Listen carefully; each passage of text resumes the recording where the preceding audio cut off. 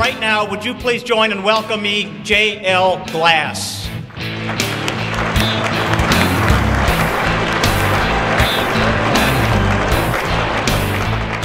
Marriage is tough. My wife is insisting that we work on our communication skills and on being honest.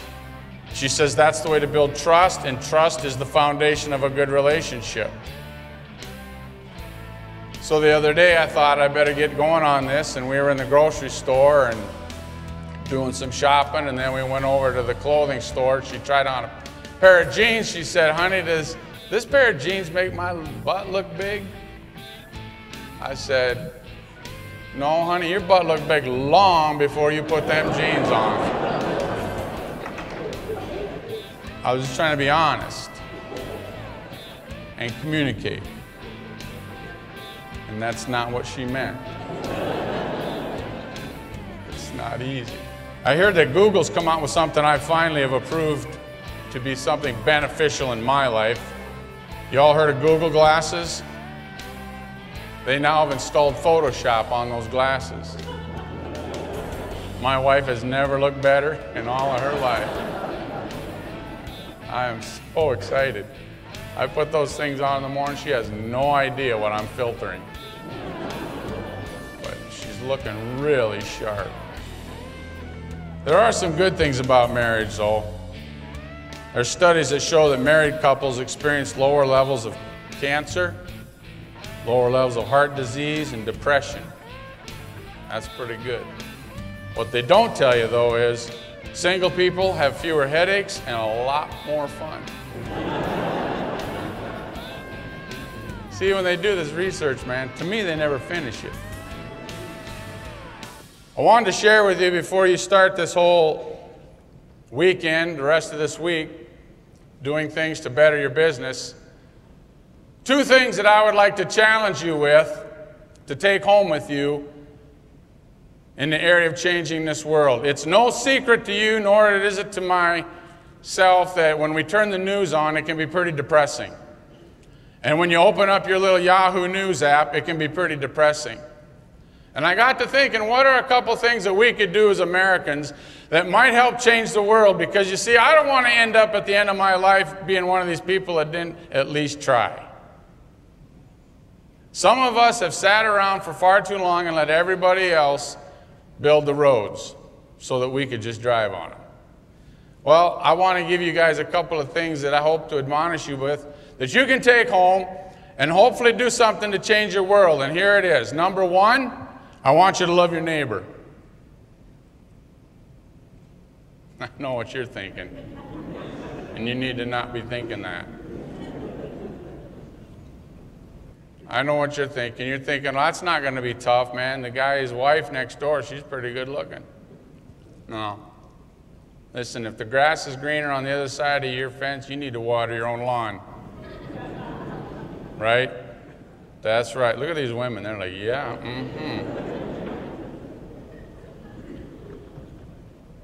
What I mean by love your neighbor is this. How many of you have lived in the neighborhood for how long and don't know your neighbor's names? I've lived in the neighborhood for the last 4 years where prior to me showing up, nobody in that neighborhood knew each other. Today, there's about 10 homes that all know each other's first names. They have each other's cell numbers, and we love to razz each other when you're out in the front yard. Why? Because I don't like to sit around and let other people build my roads. I started meeting all of my neighbors the first day we moved in. And now you know what goes on in our neighborhood? Matt across the street, young couple over there, always working on cars. He started something that none of us want to finish, and that's this. Every time somebody's out in their yard, one of us will yell, "Hey, get back in your house." Just for fun. Just for something to do. We can't wait till somebody new moves in. It's going to be such a shock to them. They're going to be like, "Did you hear those people just told us to get back in our house?"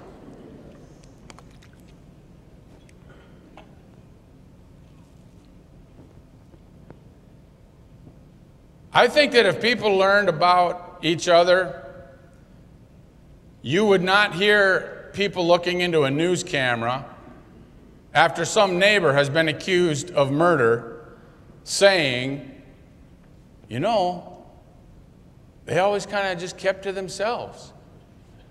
You ever heard that? You always hear that about the murder suspect, don't you?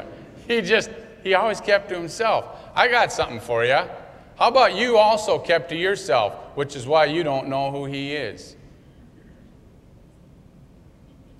And maybe he would have been a lot better off in life had everybody gotten a hold of him and met him and said, hey, how are you doing? Why don't you come over for dinner? Why don't you come over for a barbecue? One of the things that I did in my neighborhood is I started building me a garden in the backyard, and then I started giving away stuff. It's really easy to make friends with your neighbors when you come showing up with a big sack of cucumbers because you're new at gardening and you had no idea that if you plant 30 cucumber plants, you're going to have 5,000 cucumbers. I had no idea that you only need one zucchini plant. I planted 16 zucchinis. Do you know how many zucchinis my neighbors are eating right now? A lot. But it's really easy to make friends with your neighbors when you become one of these people that just gets out of your house, walks across the street, and says, look, I can throw this at you or I can give it to you, but I don't want this zucchini. I don't want this corn and I don't want these green beans. I've already done enough damage. You can start a garden club. You can go door to door and just offer to help people shovel their driveway. I have a neighbor that's 90-some years old, and the last thing I want to see him do is go into a nursing home. But you know how he's going to stay in his house the longest? Only if the neighbors take care of his driveway. Because in Minnesota, we have what's called snow.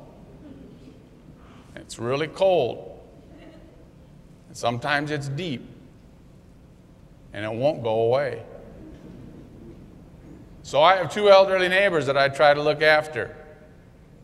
I'm challenging you to leave this place, go home to your neighborhood, and instead of pulling in that car and that driveway and into that garage and letting the garage door go down behind you and walking in the house and grabbing your beer and sitting down and watching TV and reading the news and yelling at the kids, I want you to park the car in the driveway. I want you to walk next door and say hi to John when he gets home, or to Mary, or to Sue, or whoever it is, and just say, you know what, I've lived here long enough, I can't stand it anymore, I need to have more friends, my wife doesn't like me, my kids don't like me, I need somebody to talk to, will you be my friend?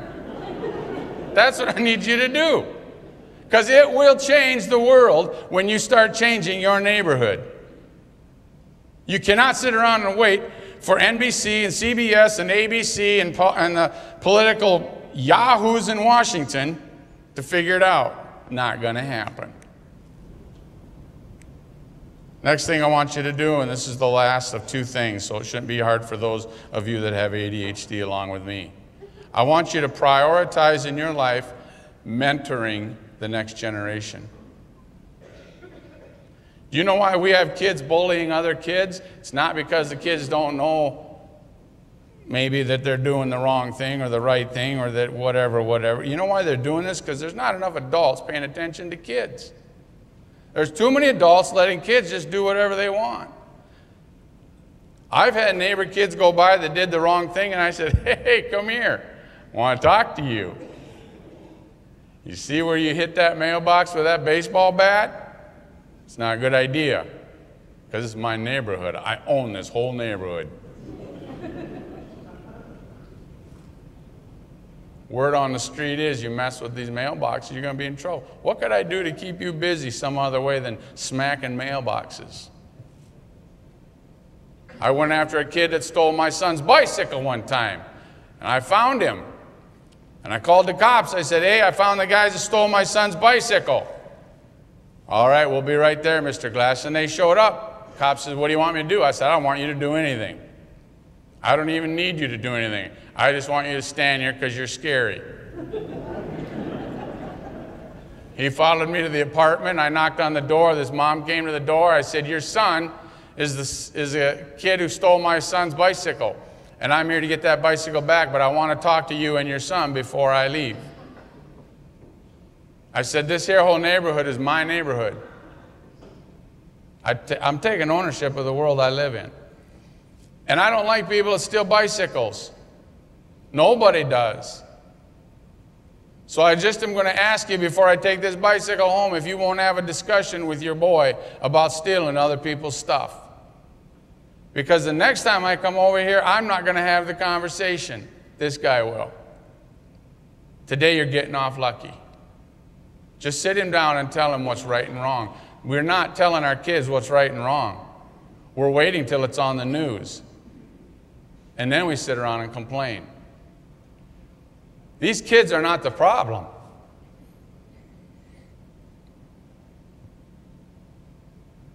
You want a better world? Do something about it. If you don't have kids, you don't have grandkids, kidnap one. Straighten them out and then send them back.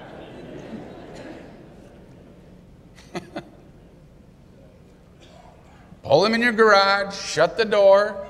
No, don't do that. There might be somebody from Iowa taking me serious right now. Anybody here from Iowa? That's a long way from here. I should be safe.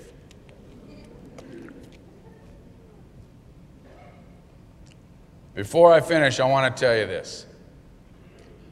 My two kids grew up hearing me haunt them every day of their lives. Every day, I never failed once telling them this little saying: the world is full of followers, and you're not one of them. Andy and Jesse heard it forever. The world's full of followers, you're not one of them.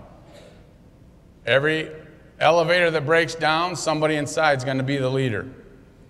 Every car crash people come across, somebody's going to jump out and go pull somebody out of that burning vehicle. Every classroom in high school that's disrupted, somebody's going to stand up and take charge. But the world's full of followers. You don't have to be one of them. I'm challenging you this weekend, when you leave, to go back to your neighborhood, to your part of the country, and to look in the mirror and ask yourself, what can I do to start changing this world? And then answer yourself by saying, get outside, go meet my neighbors, help raise their kids, help them, eat zucchini and have cucumbers. I will guarantee you, if everybody in this room does that, and then you start telling other people what you're doing, America could change in a heartbeat. It's not going to come from the top on down. It's going to come from your front door on out. Thank you very much.